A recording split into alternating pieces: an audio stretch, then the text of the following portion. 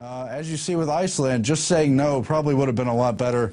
But don't ask me, I'm not an economist. Listen to the technocrats and the important people in government and pseudo-government positions. Now, we turn now to the quote of the day before our interviews coming up after the break with Bryce Shanka of the 10th Amendment Center and, of course, Adam Kokesh of Adam versus the Man.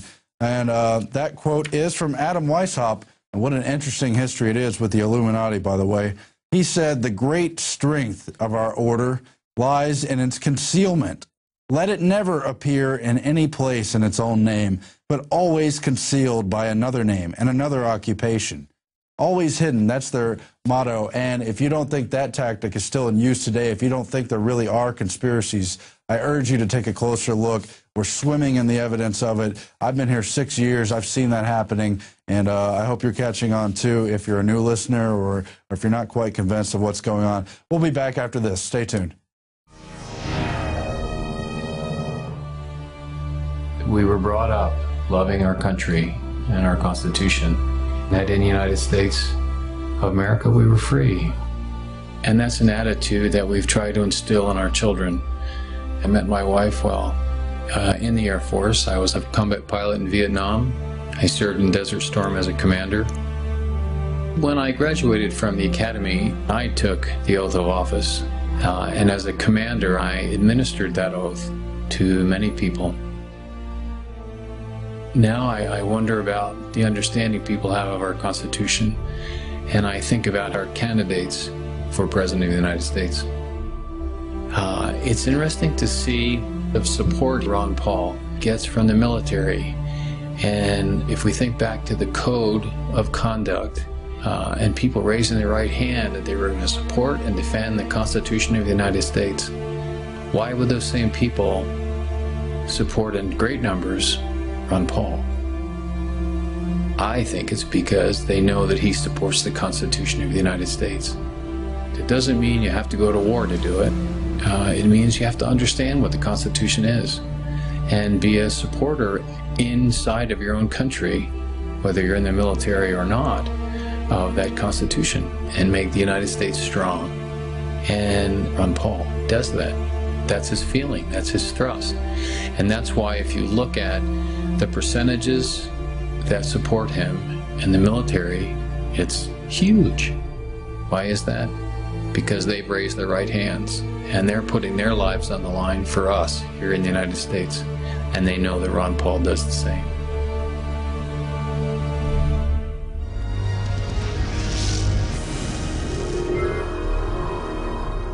We are back from break, and in this segment we turn to Ron Paul news. There's been what I would consider another watershed moment in his tremendous 2012 campaign that's had a lot of victories, psychological and concrete, and that is the Veterans for Ron Paul rally, which was held at the White House. ABC News covered it, but only in their blog.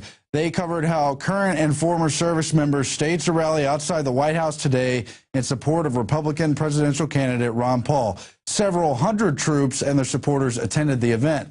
At least that's what they reported after they corrected it. They made another classic Ron Paul mistake, as the media seems to get so much wrong in regard to his campaign, as they earlier reported that only dozens showed up. However, there were several hundred comments in their own article pointing out their mistake, and they were forced to create an update and a retraction, where they said a previous version of this blog post incorrectly listed the number of attendees at the event. They, of course, regret the error, but they also cite the fact that Ron Paul has an unusually high percentage of supporters in the military as compared with the other candidates, and it is important that they covered it. But the larger establishment media did ignore this march. People like Adam Kokesh led it. It was joined by all kinds of military people, and they're really speaking out and saying, we don't agree with where this foreign policy is going. Among other things, we don't want a new war with Iran. And here's footage of that rally, the stuff you didn't see on the mainstream news. It's this imagery of active duty and former veterans coming together, saying no to the war, saying yes to Ron Paul, that the media chose not to show you. You didn't see these images. And I don't know if it's in this clip, but they dramatically did an about face outside the White House, symbolizing their opposition to Obama's continuation of the war. And they had a moment of silence for all the soldiers who've died in combat under Obama's term, and furthermore, of all the soldiers and former soldiers who've committed suicide as they've come to grips with very strong, very tough to deal with emotional issues. And we're going to be joined by Adam Kokesh momentarily to discuss that even more. But Steve Watson has put out a report that even defense contractors are supporting Ron Paul for president. We've already covered how the military, the active duty military, have contributed more to Ron Paul than any other candidate, way more than Mitt Romney, way more than Santorum, way more than Newt Gingrich, and even more than Obama. But he even has the support of defense contractors. Why is that if Ron Paul wants to freeze military spending and stop the corruption? Well, it's because it's from individual donors, people who understand. Mitt Romney actually does have a lot of defense contractor donations, not that far behind Paul's numbers. But if you look at the number of donators, that's where the real story is. Ron Paul had at least 824 individual contributors who averaged about $215 per person, almost certainly regular people working for working stiff wages, while Mitt Romney's contributions were fewer individuals and a higher dollar contribution, I think more than $800 if I read this article correctly. And that tells a story in itself. Obama's got a lot of contractor contributions too, but none of them as much as Ron Paul. People understand where this is going. Of course, it was in Defense News on February 20th of this year.